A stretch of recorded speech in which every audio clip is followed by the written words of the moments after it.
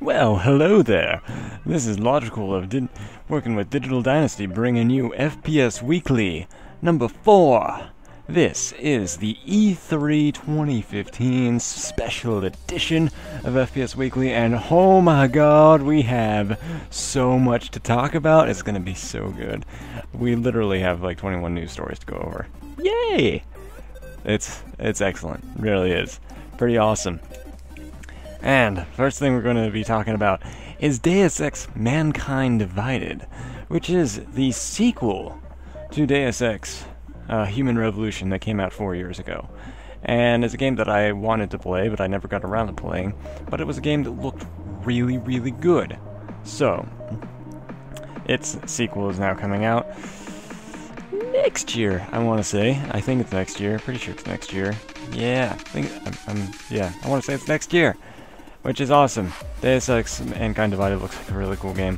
I can't wait to try it out. Basically, what's going on, following the storyline from Human Revolution as far as I can understand it. I mean, I've never played it, so my rendition of it might not be the most accurate, but I will do my best.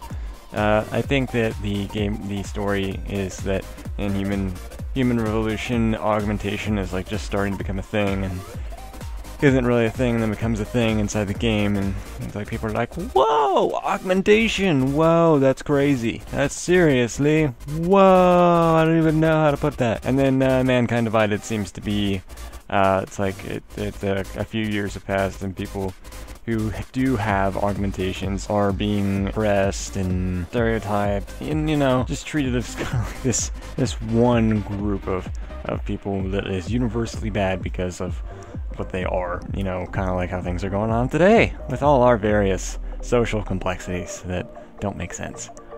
So yes, this is Deus Ex Mankind Divided, and I am seriously excited for it. I'll have to get around to playing Human Revolution at some point, but who knows when that'll happen. Maybe I'll get around to playing Mankind Divided as well. Don't know. The next thing we're going to be talking about is a game called Cyberpunk 2077. We know literally nothing about other than a teaser trailer that was released 2 years ago by the developer CD Projekt. And what CD Projekt has said is that they released that teaser trailer purely to gauge interest in people's interest in what Cyberpunk 2077 be. As far as I understand it, I think Cyberpunk 20 stuff, I think that is a series, but I'm not entirely sure about that. So anyway, they said that they are hard at work on Cyberpunk 2077, and if the game is anything at all like the teaser trailer, it certainly has my interest. So I am looking forward to that and what will come with it. But apparently it's also not supposed to come out until 2017. So, bit of a wait on that one, which is okay. 2016 has enough awesome games as it is. We can shunt one over into 2017. So, that's kind of what I think about it. Apparently, it's like an RPG-ish type game thing. So, it takes place in the future. Should be interesting. Okay, next stuff. Huge. Massive. No, not Mass Effect Andromeda. This is FPS Weekly, and Mass Effect, even though it's a good game series, is not a first-person shooter. So, no, the game that we are talking about right now is Fallout 4. We literally have 4 stories to go with Fallout 4. And obviously doing a transition cut and jump cut and all that magical editing stuff that I do when I make my videos wouldn't really make much sense when I'm pertaining to stuff that's all about the same subject. So, just enjoy the gameplay trailer wherever I put it up on the screen. I don't even know where I'm going to put it on the screen. Don't listen to or watch my hands. My hands mean nothing. Literally nothing. But anyway, so, according to Bethesda, Fallout 4 graphics are going to take a hit in favor of advanced mechanics. It's an interesting thing because typically developers now need more graphics. In Bethesda's case, they're like, hey, we want to make the graphics good, but we also want to really expand this open world, make it as huge as possible, and also put in some of these really advanced gameplay mechanics that we're including, such as like the ability to create your own house and build your own house up and stuff like that. So it's understandable, and I think that should lead to an interesting thing. I'm always a fan of great gameplay. If you could have the Treyarch, and we'll get back to that in a second, Treyarch/Triad, of good qualities to a game. If you have great graphics, great gameplay, and great story, fantastic. It's an excellent game. But I would always trade out graphics for better gameplay and better story. Always. That's just non-negotiable, essentially. So yes, Fallout 4, the graphics take a hit in favor of advanced mechanics. And also with Fallout 4, according to Bethesda, they have no current plans for paid mods. Well, this is somewhat significant because if some of you will remember from about a month ago, Bethesda was the one and only developer to work with Steam for their paid mod stuff on Skyrim, I think it was. And I have never seen the internet react with so much hate and ferocity and rising up as one single tide ever in my life as a gamer. It's like literally, Valve announced it on Monday that Monday, right? They announced it's like, hey, we're gonna have paid mods. And then literally by Wednesday, it was like, and we don't have paid mods anymore because everyone hates that idea. Bye! But no current plans doesn't mean is not the same thing as we never will. So it's possible paid mods will come to Fallout 4. Kind of hoping that they don't. That would be really dumb if they do. Really hope Bethesda doesn't do that. Yeah. Also, Fallout 4 is a massive game. Because apparently even its lead producer hasn't seen everything in it. He was exploring around in Boston, and then he came across it and he was like, I never saw that before. Who did this? And granted, this is a guy who's been working on the game for the past 6 years. So, yeah, apparently there's supposed to be like 400 plus hours of gameplay in Fallout 4. Now, whether or not that is just story, or if that is story, side quests, collectibles, customization of weapons, if it includes all of that as well, I don't know. Regardless, 400 hours of gameplay to fully complete a game, that's pretty extensive. That's a lot of dedicated time that people are going to have to put in towards Fallout 4. But I think Fallout 4 will be perfectly worth it. Just perfectly worth it. Oh, one last thing. Dogmeat, which is the name of the dog in the Fallout franchise, that is your traditional companion, cannot die in Fallout 4. Like, it is literally impossible for the dog to die in Fallout 4. So yay, the doggy lives. Our next news story that we are going to be discussing is about Evolve. Yes, Evolve. Evolve, that brilliant moneymaker. Oh, Evolve. Evolve. So essentially what's going on now is that Evolve is getting a second hunting season. That's what they're calling it. And with this, you'll pay for a second season pass for all the new DLC that's coming out. This just goes to show Evolve is a moneymaker, and the developers really don't give a shit about you. Like, frankly, it does, because it's just like, let's extort the fans and players as much as we can.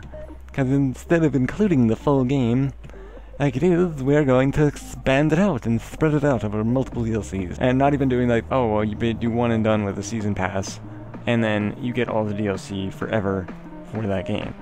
You're going to have to get another season pass to get the next set of DLC that's coming to it. I swear, the developers of Evolve have been chatting with Bungie and Activision in like regards to Destiny and stuff, because Destiny's the same way. It really is. Destiny is a poorly thought out game from the, well, not poorly thought out, but poorly wrought out game, with the fact that it has no story, and then it's like, oh, well, the story is going to be in these multiple DLC packs that cost lots of money. Yeah, digging at the consumer. Not really the smartest decision to go for. But Evolve, you do your thing. Do your thing. Still not gonna play you. Next up on the lineup for today, Overwatch. Not so much revealed Winston. They already revealed him a while back, like back in November, and that's the trailer you're watching right now.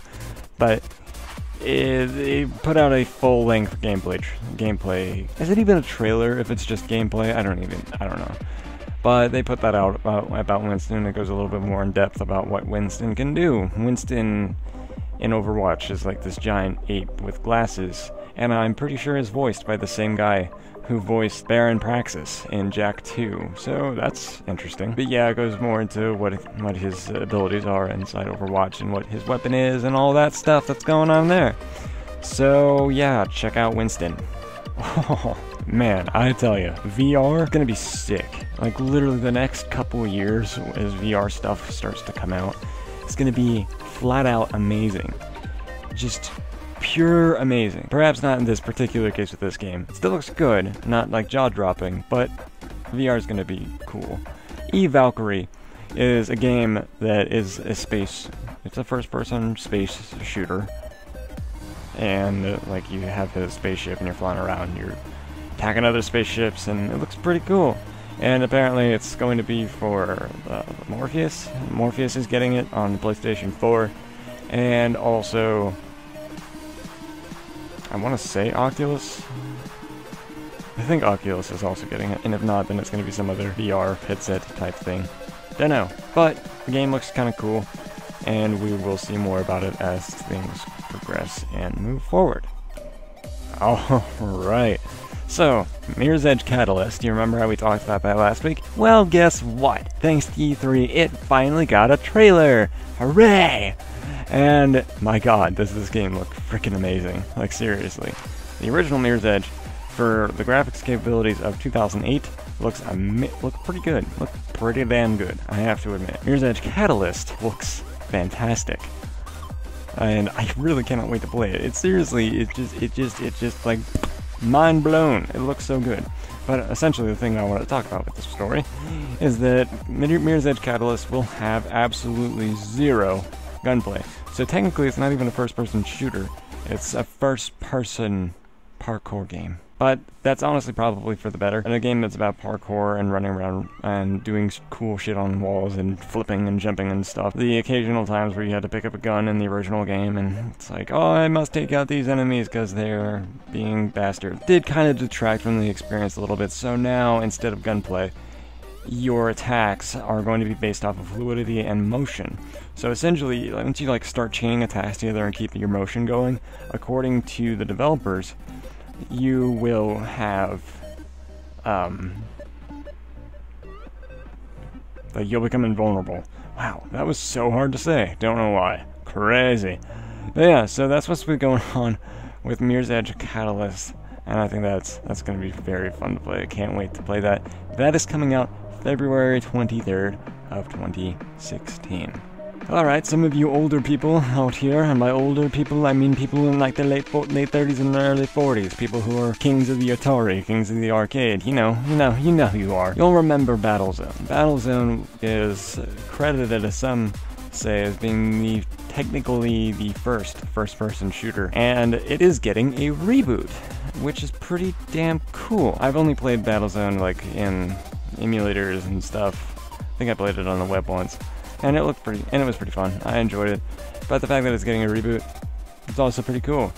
And from what I've seen in the trailer, which you're also seeing, Battlezone Reboot looks like Tron mixed with stuff. I don't even know.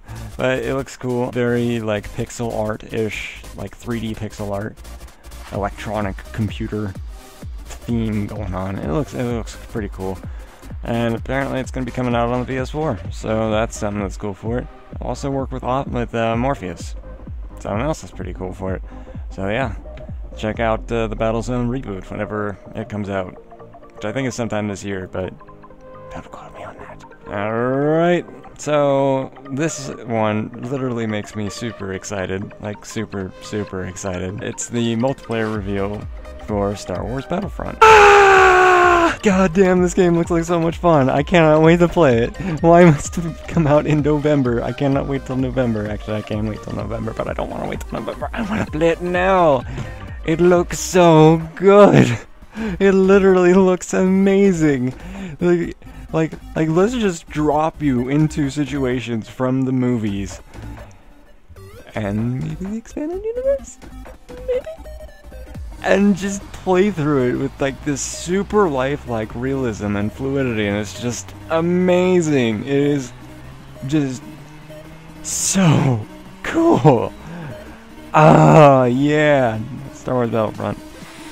So yes, you're watching the multiplayer trailer, and also it apparently has a co-op survival mode, which is like a horde mode in other first-person shooter games. So it's basically like waves, endless enemies, eventual death, stuff like that. But just looks so good. Can't wait to play this game. November 17th. And then after that, that tremendous high that just occurred, we have Call of Duty Black Ops 3, which got its multiplayer reveal at E3 this week, and Black Ops 3 looks actually pretty good. I am interested in playing this. Treyarch, don't screw this up. You got a good thing going here. I was disappointed severely by Infinity Ward and Sledgehammer. Don't disappoint me with Black Ops 3. Can you do that? Okay. Please, please, please, please, please. Make Black Ops 3 wonderful. So I actually have a Call of Duty game that I can look forward to at least every 3 years to play for just its multiplayer. I'm sure the campaign is going to be fantastic as well, but I want a decent Call of Duty multiplayer experience. And I've never played any new games before. So make a good impression. The next thing to talk about today is a game called Firewatch. Firewatch is... I don't know exactly what it is, to be perfectly honest. Just watch the trailer and kind of decide for yourself what this game's about. I would assume from like what is going on in it, you're like a national park ranger, and you need to do national park ranger stuff. But then there's also like this mystery going on, like people disappearing, and you have to solve it and stuff. I don't know. It looks interesting, to say the least. I can't say more than that. Firewatch. That's coming out sometime. Looks actually very interesting. I want to see more of it. And actually get like a read on what exactly it's about. So, yeah. Check out Firewatch. And something that's very, very, very, very, very, very, very good. No Man's Sky will release on PC and PS4 at the same time. This is great, because for the longest time we all thought that No Man's Sky would be releasing on PS4 first, and even though, yes, I have a PlayStation 4, I like my PlayStation 4, I also have a PC, I am not the elitist snob of the PC master race, I see the value in everything. It's honestly pretty cool that No Man's Sky will release on PC and PS4 at the same time. Now the only reason I say that is because No Man's Sky, I really do think, is just gonna be just genre-changing, definition-shattering everything. And is literally going to be for first-person shooters whenever it comes out, either sometime this year or more probably next year. It'll be for the first-person shooter genre what Minecraft was for the action-adventure sandbox genre. Essentially, that's really what I think it's going to be. This game is groundbreaking. So, probably 2016 at some point. God damn it, why are all the good games coming out next year? There's literally nothing this year that I want! Except Star Wars Battlefront and Call of Duty Black Ops 3, and Soma, and Until Dawn, and Fallout 4. But everything else is 2016. So you guys have heard of Rainbow Six Siege, right? I mean, it's been fairly well known for the past about year, I guess. Was it revealed last year, or was it revealed in the year before? I honestly don't remember, but I think it was revealed last year. Anyway, Rainbow Six Siege is about counterterrorism, and the multiplayer is about defending and attacking objectives, hostages, whatever. You know what's going on with Rainbow Six Siege. The thing that we're talking about today is that the beta for it is coming in September. So, if you're interested in that, then you can just go out and check that out, look up some information on how to get into it, and have a good time with it. Good on ya. So, super hot. I mean, yes, it's summer right now, but that's not the super hot that I'm talking about. And neither are voluptuous women that are curvy and beautiful. And that's not the super hot I'm referring to. In this particular instance, Superhot is a game that is a first-person shooter that follows an interesting concept of where the game only moves, time within the game only moves when you move. So you have to play it tactically and know what's going on and decide when to move and let time progress and stop moving and have time to stop. It's an interesting concept. It looks cool. Very polygon-ish sort of art style. I don't know what else to say about Superhot. Honestly, a little strange. It's a bit strange of a game. But whatever. Whatever. So whenever things take place on the moon, is that a good thing or a bad thing? I mean, historically in games it seems to be a bad thing. With like that Black Ops Zombies map where you get teleported to the moon, and which is also like the hardest map in the entire game. Yeah, stuff happening on the moon never really seems to be that good. Moonbase Alpha is a perfect description of what's going on there. But what about Tacoma? Tacoma is this game where you wake up on an abandoned lunar transfer station and you don't know what's happened to anyone. Everyone's gone. Everyone's missing, and the only friend you have is the computer, who seems very odd-ish and mysterious, getting like that HAL 9000 kind of vibe there. So, yeah, what's going on Tacoma? Is it a horror game? Is it just an exploration game? I don't know. It's interesting. I'll be seeing for more information about it, but I don't know if I'll play it. It's odd. It's an odd game. Okay, so, moving down into the lower tier of our stories, which by no means signifies importance by any stretch of the imagination, because 2 out of these last 3 stories are big stories, close to, if not surpassing, Fallout 4's bigness for the week. And that is Dishonored 2 got a reveal and release date. It has a reveal trailer, and release date has been stated to be in 2016. Like everything else, it's in 2016. And I also want to say it's like February? I think it's February of 2016, which will put it alongside Mirror's Edge. Spring! It is spring 2016. My bad. But yeah, I never played the original Dishonored, and I know that Sir Grogshire, who does Steam Saver, does not appreciate that fact. But I have not played Dishonored. It's actually sitting on my PS3. I got it 1 month for PS Plus, and I've still have yet to get around to playing it. But I think I'll take a look at it, see what I make of it, because Dishonored 2 from the trailer looks pretty interesting. And if Dishonored 1 gains my interest, I might do a Let's Play of Dishonored 2 on this channel when it comes out. I don't know. We'll have to see. Okay, so it's like the, what's that word? Where it's like the second to last thing.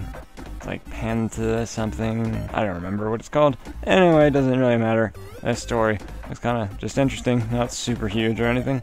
But apparently Battlecry, which was one of the games that was announced at Bethesda's conference, its beta is open for sign-up. You can go onto the website for Battlecry, battlecrygame.net, I think. That sounds right. And if not, just Google it. Google is always your friend. And anyway, you can sign up for the beta and have fun with that. I mean, it's an interesting looking game. I signed up for the beta, actually. Sir Grogshire also signed up for the beta. So if we're lucky, we'll get in on Battlecry and see what it's about. It doesn't look like it's game-changing or anything like that. It just looks like it'd be fun, a fun alternative, especially if it's a free-to-play game. Check out Digital Dynasty for more information on Battlecry.